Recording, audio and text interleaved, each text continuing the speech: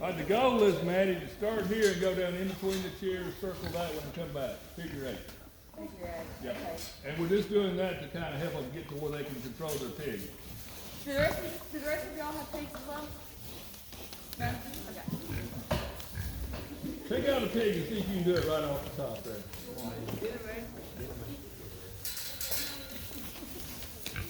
I think you want to figure eight today. All right.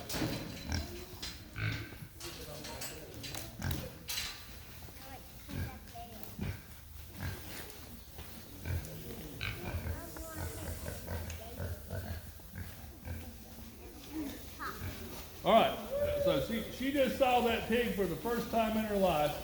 So if there is something with you taking charge, okay? You can't be afraid to get a little bit mean. Right.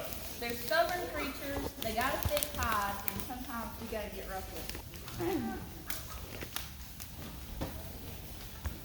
Once they get on these walls, if they get on these walls, pop the ear that is against the wall. And it'll make them turn their heads out away from the wall.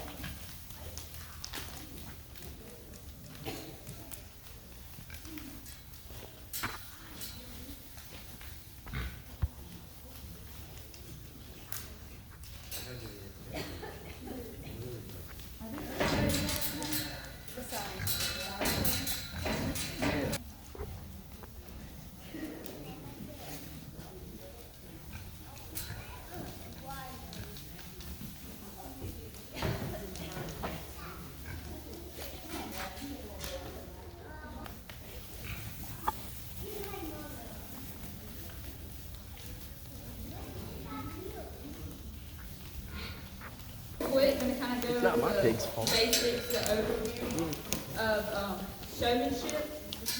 So when you're in showmanship, what the judge is looking for is ultimately at the end of the day how well you and your animal work together and how well you can present your animal. So when you're in showmanship, it's always the best to be in the center of the ring, especially as the older you get. And it's always important to keep your eyes on the judge. You want to keep your pig off the rails, out of the corner. At some shows, you may have somebody who's cut board keeping them out of the corner. If you're like me and you get to where you're showing national level, you will not.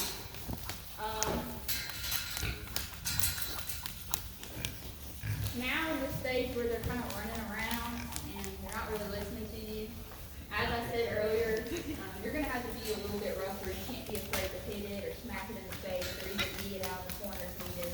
Now, I'm not saying beat it, because that's not right either, but I am saying get rough with it. But then at the end of the day, when you do show up for that starting championship, you want to be able to get that pig to work for you as easily as you can without having to barely use that whip. And that takes time and bonding, and getting to know your pig and letting your pig get to know you. Of course, I'm not y'all, and I'm not your farm, so I'm not sure how much time you spend with your animals every day. But it is important to get in your pen with your animal. Make sure you pet on it, you get to know it, you let it know you. Make sure it knows that you're the one that feeds it every day. And even if you've had a rough day with it and it just hasn't had to work all day, it's also good to still take it back later and make sure that you have pet on it some even after that rough day, or maybe you just had a bad day where you have beaten the crap out of it. To take and pet on it and make sure that it still knows that you're a safe place even on the bad days. I'd say that's what's so good about me and my deal at home right now is we just have this good bond that it doesn't take much, even when we do have bad days together.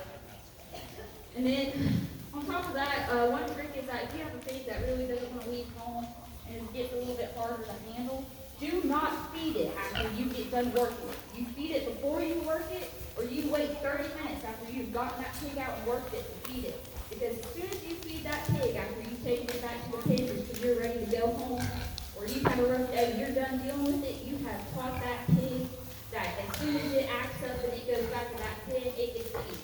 Pigs are extremely intelligent animals, and they learn very easily. My deal at home comes to me when I call for a play with me when I get the pigs. They are quite literally 200 plus pound dogs. And so that's why it's so important that you work with them. And that's why consistency is so important as well. Now, when you're showing, to be able to get the best view of your pig, it's true nowadays to have that head up. Now, I will say most of you have a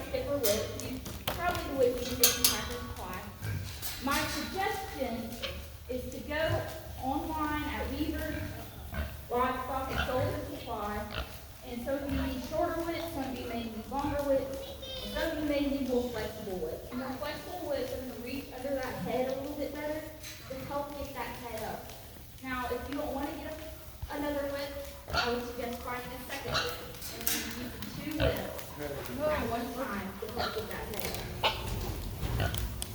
Now there's a couple of these ones that are naturally up-headed, and I can tell. And so it doesn't take much to get them ready to go. It's also important not to push your pig too hard the first day because you want to get out there and you want to just totally nail it, which is great. You love enthusiasm. But you got to build it up.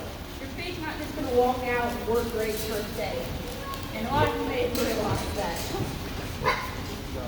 And so that's why I would say consistency is key. All of you get by your pigs. Don't just let them run off. Pat their bellies or anything. They love to have their bellies rubbed. Crouch down. Don't just sit